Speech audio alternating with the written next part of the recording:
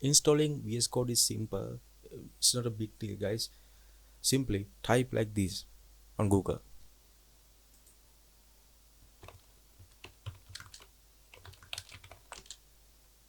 Select the first link, okay?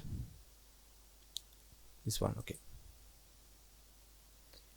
Now you can see uh, there are options available for every major OS operating systems. Mine is Windows, so I'm gonna click this. You can simply start download. It will take a little bit time.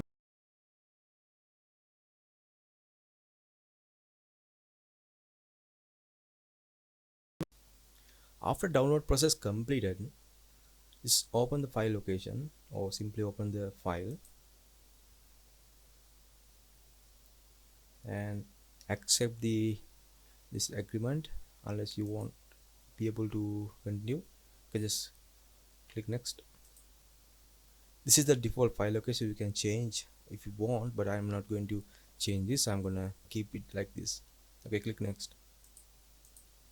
Just don't worry about this step, just click next. And you can create a desktop icon. I'm gonna do that. Okay, and just no, don't worry about other stuff, just click next and click install.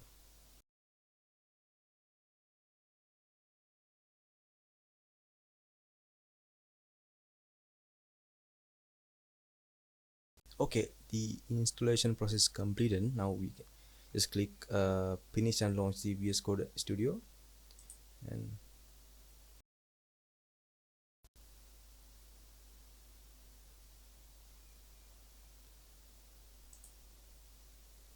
okay, this is a welcome screen. You can do some adjustment like installing different plugins like live server, or you can change custom um, fonts, everything. I'm not going to cover that in this video. I'm just demonstrated, but I hope to do a video about this. Okay, please don't forget to subscribe my channel and give me a like. Thank you.